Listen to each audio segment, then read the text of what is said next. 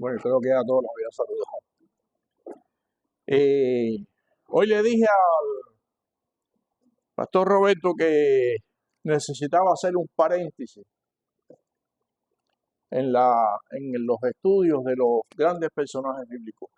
Nos quedan algunos, pero llevaba muchos días con una inquietud como el que tiene que dar la noticia y necesita que todo el mundo lo sepa, la noticia. Bueno, no es noticia que yo cumplí años, voy a cumplir años. No, ese es el día 25.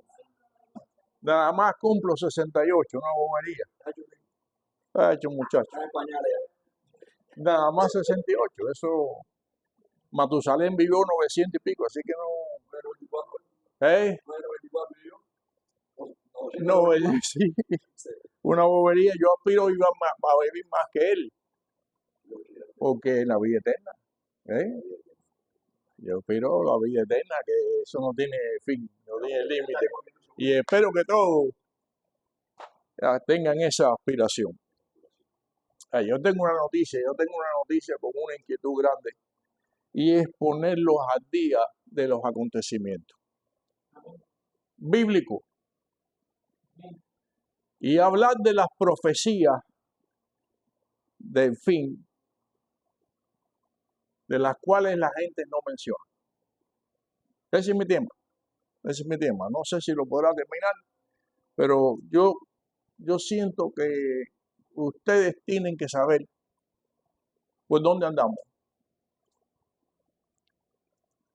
Voy a empezar diciendo que en el libro de los Hechos, capítulo 1, verso 7, eso no está, no sé si se lo apunté a Saúl, pero ahí está, el libro de los Hechos, capítulo 1, verso 7, dice: no os toca a vosotros saber los tiempos y las sazones que solo el Padre ha puesto en su potestad.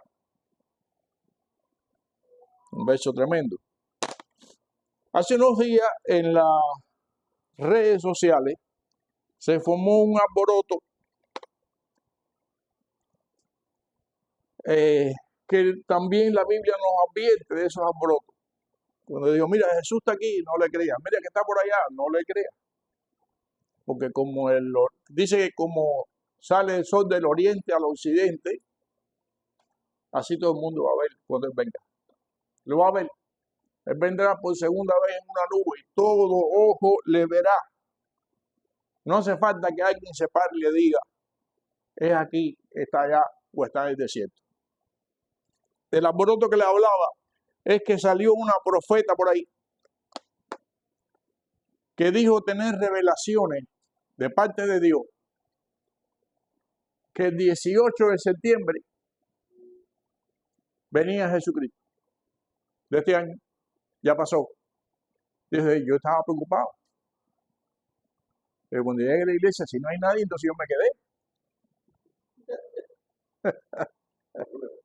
Si no veo a Roberto, a la mujer y a los hermanos, y yo solo allí, entonces yo me quedé. No, eso es un chiste, porque yo sabía que eso es mentira. La Biblia dice, libro de los Hechos, capítulo 1, verso 7, ya lo buscaste, verso 7. No hay problema, yo creo que no se lo había enviado. Dice, de los tiempos y las sazones, no se preocupen, no pregunten, porque eso son cosas que Dios ha puesto solo en sus manos. O sea que el día y la hora solo Dios lo sabe. Y lo repito para que no se dejen engañar, porque mientras más nos acerquemos al fin, van a salir más falsos profetas.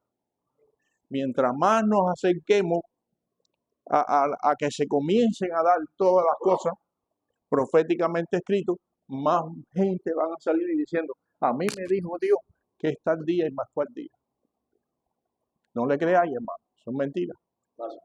Y lo vi. Yo vi la profeta una semana antes. Le digo, bueno, vamos a esperar aquí. ¿Y saben qué? Fíjese, ella sabía que ella estaba tratando de engañar a la gente. Porque el falso profeta es una de las profecías de los últimos tiempos. Y fíjense si ella sabía que estaba engañando a la gente, que bloqueó los comentarios.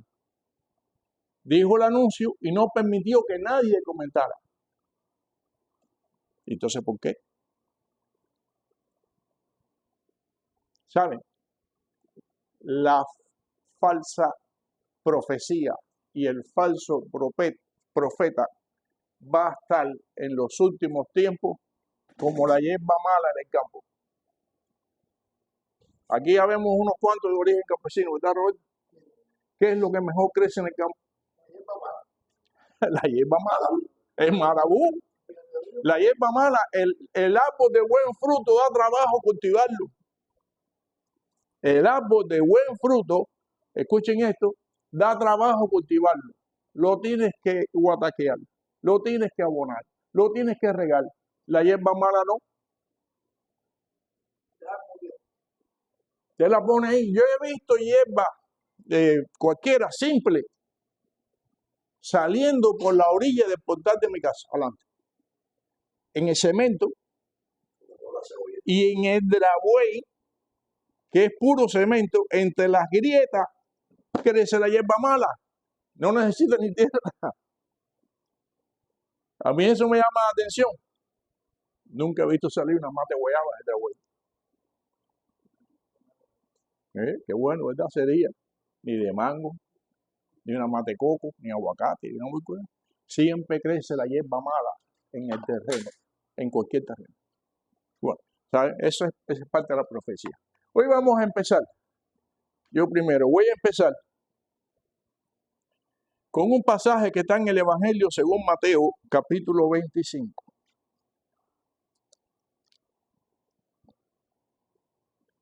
Y quiero que presten mucha atención a lo que está diciendo. Los podemos leer todos juntos, o usted lo puede leer en su teléfono o su Biblia si la tiene. Le he dicho algunas veces que los mensajes de Jesús están cargados de comparaciones. El mensaje de Jesús es sencillo, es simple, lo entiende hasta el más simple. Usted no necesita ser un teólogo para entender lo que Jesús habló. Cuando él hablaba a los campesinos, le decía, el reino de los cielos es semejante a un sembrador que salió a sembrar. Ya se están metiendo en el terreno del campesino. El reino de los cielos es semejante a un pescador que tira una gran red y saca todo tipo de peces. Ya se están metiendo con los pescadores. ¿Ves? Él aplicaba sus mensajes según la audiencia que tenía. Muy sencillo. Pero más sencillo que eso es que entender lo que dice el Antiguo Testamento es un poquito complicado, tiene muchas figuras, muchas comparaciones. Pero el Nuevo Testamento es tan sencillo como el Evangelio de Juan que dice, de tal manera amó Dios al mundo que dio a su Hijo, lo envió, lo dio al mundo para que todo aquel que en él crea no se pierda, mas tenga vida eterna. Eso es difícil de entender, hermano. Eso es complicado. Eso es una teología enmarañada, complicada. No. El mensaje de Jesús es sencillo. Y entonces aquí tenemos a Jesús dando un mensaje comparando el fin de su segunda venida, con el inicio del fin en su segunda venida, comparándola con las vírgenes. 10 vírgenes pone de ejemplo. Y leemos. Entonces el reino de los cielos será semejante a, lo que le estaba diciendo, está haciendo una comparación, a 10 vírgenes que tomando sus lámparas salieron a recibir al esposo. Cuando él venga por segunda vez, el esposo viene a buscar a sus novias. Y el esposo es Jesucristo. Y sus novias es la iglesia. La iglesia. Porque cuando él recoja su iglesia, estaremos con él celebrando las bodas del Cordero en otro momento. le buscaré el texto, por 1000 años. ¿Sabes una fiesta que dure 1000 años? La fiesta, la gente del mundo se vanaglorean de la fiesta tremenda que hubo en casa de fulano que nos dio el sol, amaneció el sol. La de nosotros va a durar 1000 años.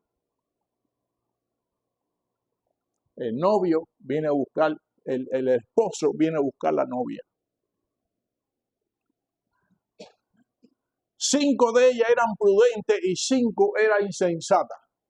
Puse un ejemplo hipotético, un número para calcular muy fácil. Eran 10, 5 prudentes, 5 insensatas.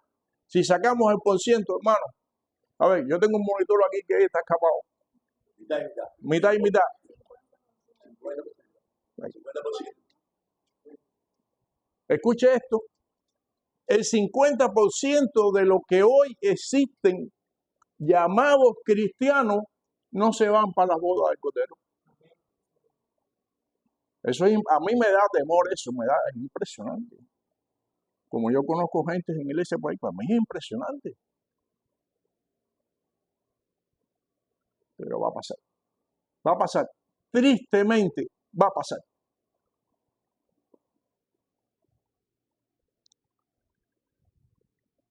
Las insensatas, tomando sus lámparas, no tomaron consigo aceite.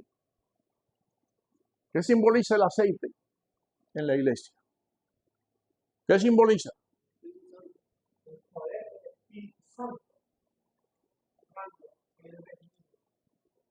También te voy a poner de monitor.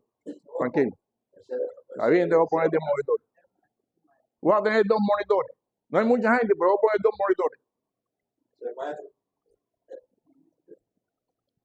Las insensatas, tomando las lámparas que significa velar. Cuando usted pone una lámpara de noche y hay alguien que cuidar, usted tiene una lámpara y la lámpara es para velar. Ellas tomaron las lámparas para velar, pero no tenían repuesto. Se acaba el aceite, se acabó. Cuando se acaba la unción, se acabó. Más las prudentes tomaron aceite en sus vasijas y juntamente con el aceite de las lámparas tenían repuesto. Vamos a leer otra vez. Más las prudentes tomaron aceite en sus vasijas. Juntamente con la lámpara, las prudentes tenían una vasija de repuesto. Los apagones de Cuba no es una moda de ahora. Porque en la época que nosotros éramos muchachos, en Cuba siempre hubo problemas. Cuando no era un ciclón, era esto, lo otro, se rompía un transformador. Y en mi casa yo recuerdo que habían unas cositas que no sé si por aquí se ven, que nosotros le decíamos quinqué. Y era una bombillita que tenía queroseno o luz brillante, con una mesita y un cristal arriba para que no humeara. Estaba la chismosa, pero la chismosa echaba mucho humo. El caso es que cada cierto tiempo había que recargar la bombilla de queroseno. Y estaba el farol carretero, que le dicen así porque se colgaba antes en las carretas, que también llevaban queroseno. Y estaba ya después, en tiempos muy modernos, el farol chino. Bueno, el problema es que las prudentes tomaron aceite en una vasija de repuesto. Y también tomaron sus lámparas. Ellas estaban velando, pero ellas tenían un gran interés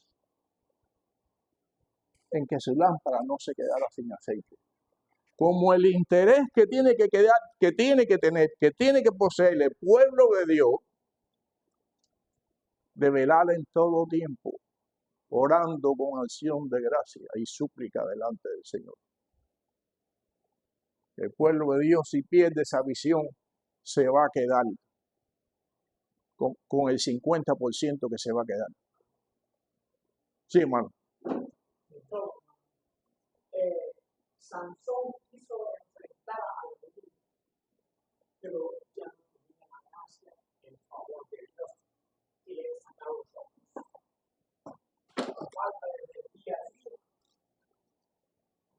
había perdido la gracia de Dios.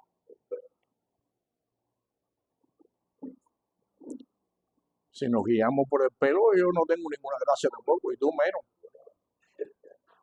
El que más gracia aquí tiene es Agustín. Mira, Carlito. Carlito, pero no te apures que cuando llegues a viejo. Más las prudentes, estoy haciendo hincapié otra vez, más las prudentes tomaron el aceite en sus vasijas juntamente con sus lámparas. Ahora, y tardándose el esposo, porque nosotros tenemos un promedio 70, 80, 90 años los más robustos. Y nos parece, a mí me parece que hace mucho tiempo que yo nací, nada más tengo 68. Porque nosotros estamos sujetos a una dimensión limitada de tiempo de vida. No para Dios. Para Dios un día es como 1000 años. Y 1000 años son como un día. Entonces nos parece que es mucho tiempo. Y tardándose el esposo, cabecearon todas y durmieron. Fíjense, se durmieron las insensatas y se durmieron las prudentes, las que tenían hacer. Todo el mundo cabeceó. ¿Qué está diciendo eso? Que cuando esté a llegar el esposo, van a haber muchísima gente entretenida en sus labores cotidianas, en sus afanes. Lo dijo Jesús, como en los tiempos de Noé. Ya hablamos de eso hace poco. Estudiamos a Noé, que Noé estuvo 120 años construyendo un arca y diciéndole a la gente, arrepiéntase, porque Dios va a destruir la tierra con un diluvio. Le hicieron caso multitudes. Multitudes se encaramaron en el arca.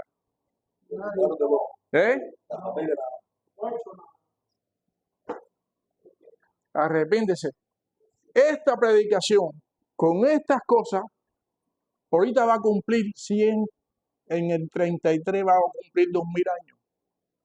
2000 años que nos están diciendo que estamos locos. A los que estaban antes, a los que están ahora, y no se sabe hasta cuándo. Estamos locos. ¿Cómo que el Señor va a venir? Estamos locos. Pero todas se durmieron. Y a la medianoche se oyó un clamor, he aquí viene el esposo, salid a recibirle. Yo me imagino el susto de aquellas vírgenes cuando le dijeron el esposo viene. Todas estaban durmiendo. Ahí, esta descripción de las vírgenes es literalmente lo que sucedía en los tiempos de Jesús, antes y después, de una forma breve. Generalmente los hebreos se casan con parientes o gente muy conocida, pero generalmente eran con parientes. Porque en la antigüedad era necesario hacer tribus con personas que tú confiaras y conocieras. Entonces imagínense 2 familias o parientes lejanos en las fiestas que establecía la Torá, se juntaban 2 o 3 veces al año y ya los muchachos se empezaban a mirar con las muchachitas hasta que llegaba el pacto, el momento en que el muchacho le decía, papá, háblate con fulano, porque a mí me gusta la hija.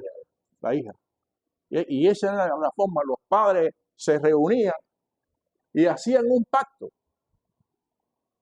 Había como una mediación. Sí, ok, vamos a establecer la familia. Entonces, ¿qué hacía el esposo cuando ya se establecía ese pacto? El pacto que Dios ha hecho con su iglesia. Y les dijo, vengo pronto. Y les dijo, vengo pronto,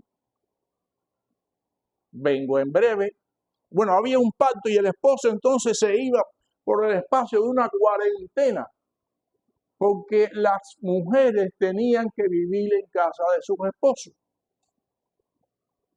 La iglesia tiene, cuando el Señor venga, que vivir con Él.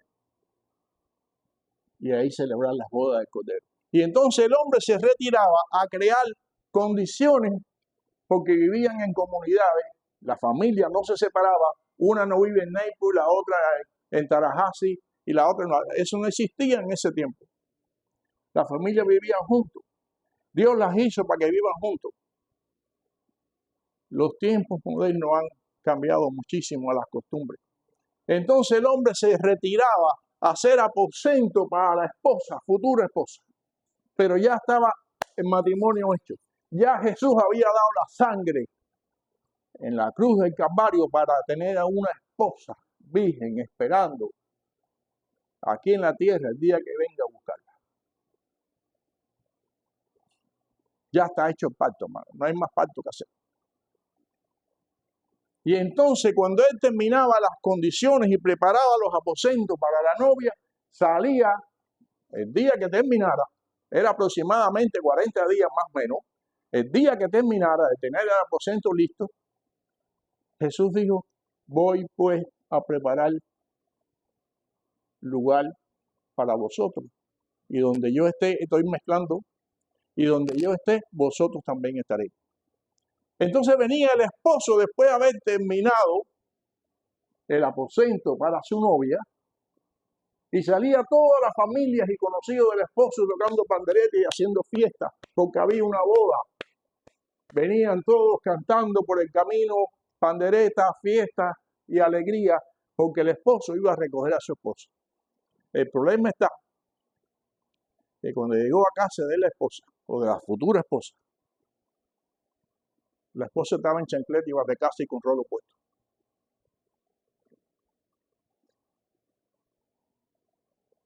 Mira Carlito cómo se ríe. Cuando llegó a la casa que se suponía que la novia estuviera ataviada para irse con el esposo, se la encontró con rolo, batecasa y chancleta. Eso es un desprecio. Eso es un desprecio. Entonces, después de todas estas advertencias que están sucediendo y que van a continuar sucediendo hasta que el esposo venga, la gente la están ignorando porque están tan afanados en las cosas de esta vida y tan preocupados con las cosas que tienen que hacer, están casándose y dándose en casamiento como en los tiempos de Noé. Que no están mirando que la cuarentena está llegando a su fin. No están velando, no estamos orando, no estamos preocupados por los tiempos y las sazones, que no sabemos el día ni la hora, pero Dios nos dio señales. Dios nos dio señales. Vamos a leer las señales.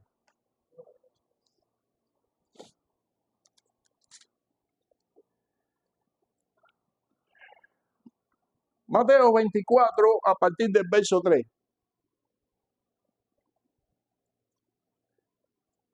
Ahí está. Mateo 24, verso 3.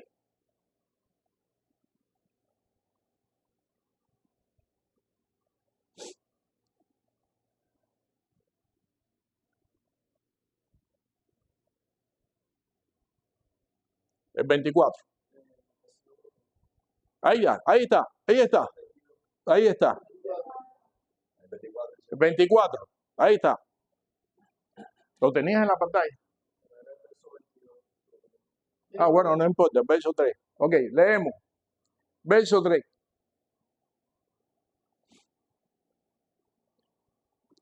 Dice el encabezado señales antes del fin.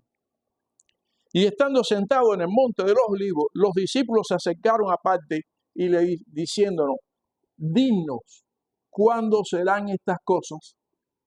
¿Y qué señales habrán antes de tu venida? Cuando se habla del fin, todo el mundo quiere saber cuándo. Mira, si yo supiera que, por ejemplo, si yo supiera que es en diciembre, yo me iba a pescar ahora, cogía vacaciones, y cuando llegara el 1 de septiembre me metía aquí y no salía más. ¿Verdad, hermano? Ahí está. Dinos cuándo ¿cuándo serán estas cosas y qué señales habrán antes del fin del siglo? Y respondió Jesús y le dijo, mirad que nadie os engañe. ¿Ok? Miren esto. Tengan cuidado, no los engañen.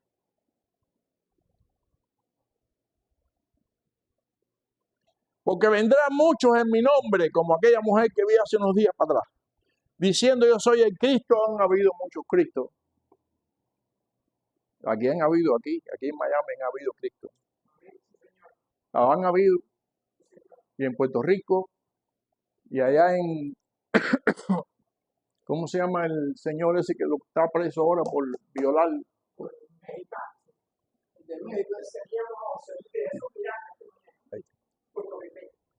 Ahí. Todo eso está cumplido. Yo soy el Cristo y a muchos engañará. Y oiréis de guerra, rumores de guerra. Mirad que no os turbéis, porque es necesario que estas cosas acontezcan, pero todavía no es el fin. Porque se levantarán nación contra nación, reino contra reino, y habrá peste, hambres, terremotos en diferentes lugares, y todo esto será el principio de los dolores. Entonces os entregarán a tribulación y os matarán y seréis aborrecidos por toda la gente a causa de mi nombre. Muchos tropezarán, entonces os entregarán unos a otros y os aborrecerán. Y muchos falsos profetas se levantarán.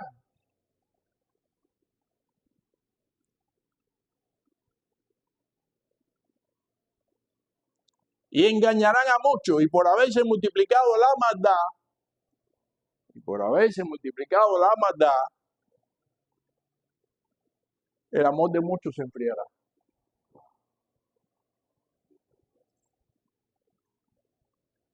Mas el que persevere hasta el fin será salvo, y será predicado este evangelio por todo el mundo para testimonio a las naciones, y entonces vendrá el fin. Sí, pero los que no creen dicen, toda la vida ha habido guerra. ¿Verdad? Toda la vida ha habido enfermedades. ¿Verdad? Plagas. Toda la vida ha habido terremotos. Es verdad. Pero toda la vida la maldad no ha estado tan multiplicada como en el último siglo. Lo que estamos viendo del último siglo para acá es incomparable a todo. Y le voy a decir algo.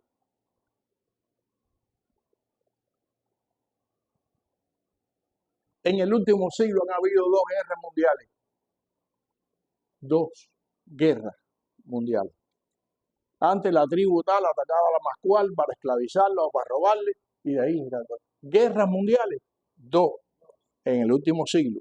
Y estamos a borde de la tercera. Si usted se pone a ver las noticias de lo que está pasando entre Rusia y Ucrania y el Medio Oriente, ahora mismo está en guerra y hay más de 9 países preparados a la guerra contra Israel. O sea, lo que estamos viendo ahora no se ha visto toda la vida.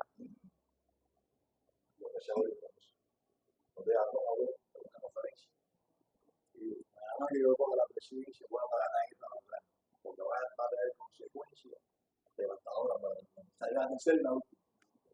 Y esta semana, por primera vez, hoy, que los rusos están prestos y dispuestos a esperar la nuclear y que la tienen en los hangares. O sea, lista para disparar. Yo nunca había oído eso. No, eso nunca se había oído. Rusia le advirtió a la OTAN que no le dieran más armas a Ucrania porque iban a lanzar bombas nucleares.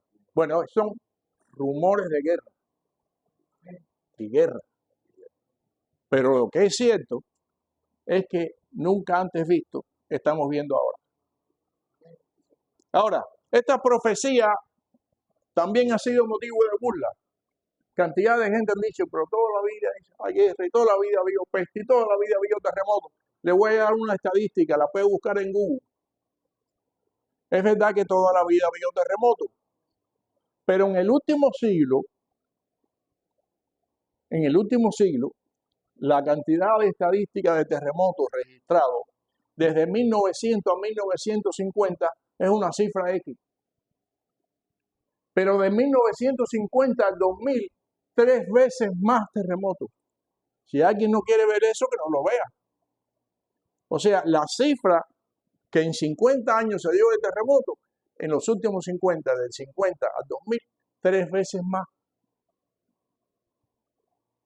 Pero vamos a hablarle de cosas que ahí no están. Dice el libro de Daniel, capítulo 12. Libro de Daniel, capítulo 12. Verso 4. Dijo Daniel mucho antes de Cristo. Mucho antes de Cristo. Pero tú, Daniel, cierra estas palabras y sella el libro hasta el tiempo del fin. De esto no se habla mucho. Esto es una profecía para el tiempo del fin. No se habla mucho. No está en los evangelios. Bueno, parte. Sella estas palabras hasta el tiempo del fin. Muchos correrán de allá para acá. ¿Se acuerdan lo que le dije? Que las familias vivían en tribu. No, el último siglo la moda es el turismo. Y vivir lejos de la familia. Esa es la moda, hermano. Todo el mundo vive lejos de la familia. Yo no sé. Muchos correrán de allá para acá y se aumentará la ciencia. Esto es una profecía no discutida, no hablada. El aumento de la ciencia. Les voy a dar un dato a todos aquí. Escuchen esto y comparen. En el 1902, el ejército de los Estados Unidos fue en barcos de vapor solamente hace 124 años. Porque antes de los barcos de vapor de esa fecha, los barcos eran de vela.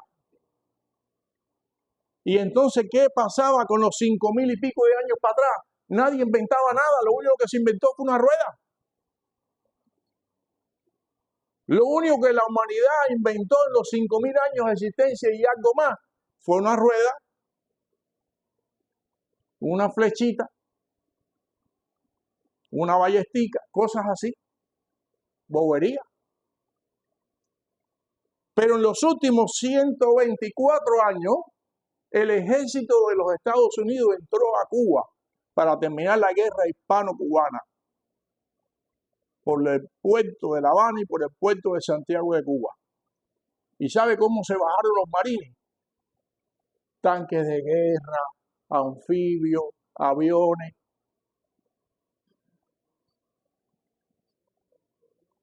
¿Cómo se bajaron los marines, hermano? En Santiago de Cuba. Sí, y en La Habana. En buques de vapor. Los marines de los Estados Unidos y el ejército de los Estados Unidos de infantería se bajaron de los vapores a caballo hace 100 años nada más. No existían los motores de combustión interna. Aquí había una contradicción. En la toma de Santiago de Cuba, los españoles tenían el submarino. Estaba en la bahía y no lo usaban. Está algo todavía. En fase de experimental. No hay una respuesta a eso. Ok, aquí la razón que les quiero llamar, que Daniel les quiso llamar la atención, es el aumento de la ciencia, y entonces vendría el fin. Y solamente en 124 años el ejército pasó de tener buques de vapor a submarinos y buques nucleares. Solamente en 124 años. Y el resto de los años para atrás, 5.000 y pico de años. Entonces el hombre no inventó nada. El ejército de los Estados Unidos se bajó en Cuba en 1902 con Springfield de un tiro. Las armas que hay ahora no se las voy a contar porque pierdo mucho tiempo. Era avanzada, pero ¿qué pasó en 5.000 años para atrás? Es profecía bíblica que para el fin se aumentaría la ciencia. Profecía bíblica. Piensen esto, 5.000 años sin inventar nada. una rueda. Y en los últimos 100 años,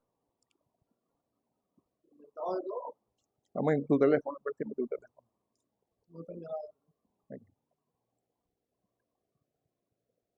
Un pariente de su papá, del papá de ella, de mi esposa, eran del campo, San Juan y Martínez. Leía muchos libros de futurismo, cosas de las ciencias del futuro.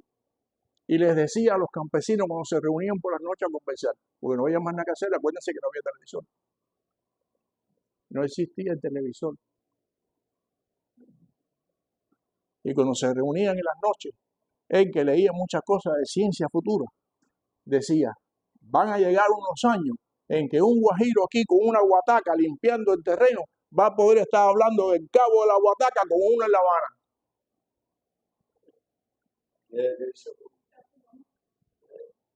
Por poco lo linchan, pero tú estás loco. ¿Cómo tú vas a creer eso? Le estoy hablando de la primera mitad del siglo pasado. Eso era impensable. El celular era impensable.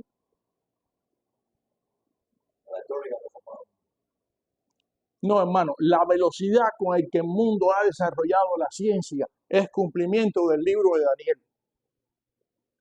Cumplimiento del libro de Daniel. Y entonces la ciencia se aumentará y entonces llegará al fin. La clase que viene, Robert, lo siento, pero tengo que seguir con esto. Esa es la profecía más aceptable. Les tengo más y mejores, pero ya se me acabó el tiempo. Les tengo más y mejores. Ustedes van a ver milagros que están pasando hoy en día que ustedes nunca han visto. No está escrito. Bueno, sí está escrito, pero no está advertido de esto. Sí está escrito que cuando el rey vendría por segunda vez, búsquenlo en internet, léanlo, cuando se estaría aproximando la venida del rey, el desierto florecería. Se los dejo de tarea. Búsquenlo en internet. Escuche esto, el desierto de Sahara, escuche esto, el desierto de Sahara tiene 1/3 de deforestación. Y no es porque los hombres estén sembrando árboles. Allí no hay manera de regarlos ni echarle agua. Eso es literalmente un milagro de Dios, porque el desierto se está vistiendo de flores para recibir al Mesías. Y la gente no se dan cuenta. El desierto se está vistiendo de flores para recibir a aquel que viene a buscarla a su iglesia. Hermano, ya terminé. Al iniciar esta conversación, usted mencionó al varón que cumplió de existencia en la tierra 669 años. 900. Perdón, 900. Matusalén. Sí, eso da a entender la gran paciencia y misericordia de Dios Todopoderoso. Pero llegó el momento que se fue. Y lo mismo pasó con el arca de Noé, 120 años. Pero llegó el cumplimiento de la palabra del Señor y vino la lluvia. Y pasó lo que pasó. Y ahora estamos esperando la venida de nuestro Señor Jesucristo, que pronto llegará y acontecerá. Amén. Nos faltan algunos cumplimientos. La semana que viene seguimos.